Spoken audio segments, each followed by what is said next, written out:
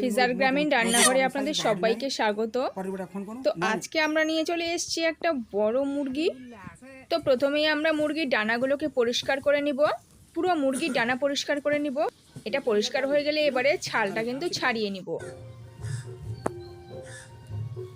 পুরো মুরগির ছালটা এইভাবে করে আমরা ছাড়িয়ে নিচ্ছি। ছাল ছাড়ানো হয়ে গেলে মাংসগুলোকে আমরা কেটে নিব পিস পিস করে।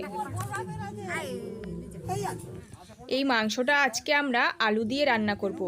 তো আপনারা পুরো ভিডিওটা বন্ধুরা শেষ পর্যন্ত অবশ্যই দেখুন। আর আপনাদের ছোট্ট একটা রিকোয়েস্ট, যারা আমাদের এই চ্যানেলটিকে এখনও সাবস্ক্রাইব করেননি, প্লিজ চ্যানেলটিকে সাবস্ক্রাইব করে আমাদের পাশে থাকুন।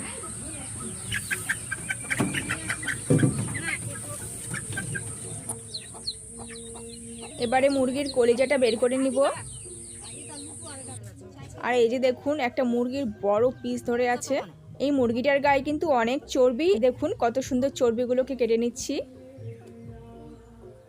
তো আমাদের মাংস কাটা অনেকটাই হয়ে এসছে, আর কিছুটা বাকি আছে, আর একটু হলেই হয়ে যাবে।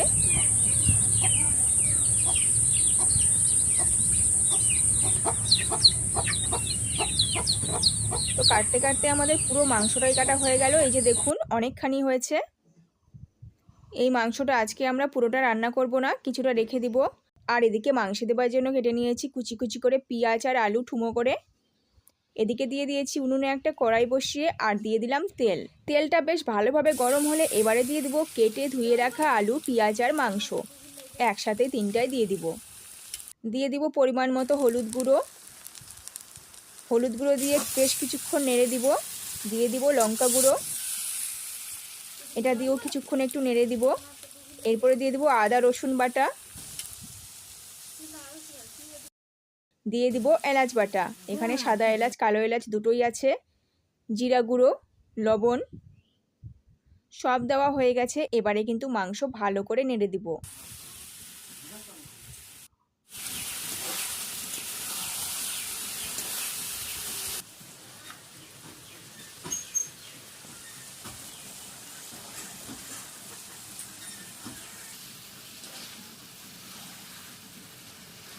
একটু একটু করে জল দেবো আর মাংস নাড়বো। এভাবে করেই কিন্তু মাংসটা কষে নিব।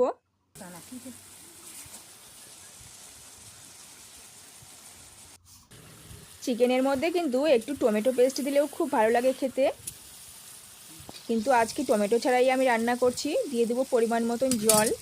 দিয়ে দিব আবারও একটু জল, একটু বেশি করেই দিব।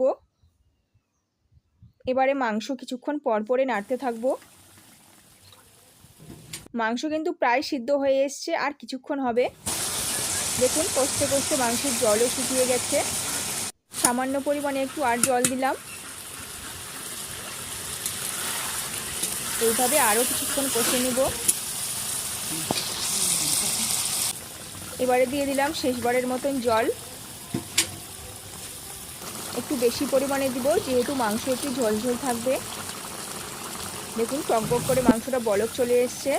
মাংসের উপরে কিন্তু ফেনা আছে, এই ফেনা পুরোটাই চলে যাবে।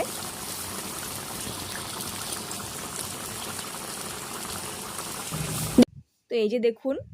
তো আজকের এই ভিডিওটি এই পর্যন্তই। ভিডিওটি ভালো লেগে থাকলে একটি লাইক করুন, আর সাথে চ্যানেলটিকে সাবস্ক্রাইব করে অবশ্যই আমাদের পাশে থাকুন।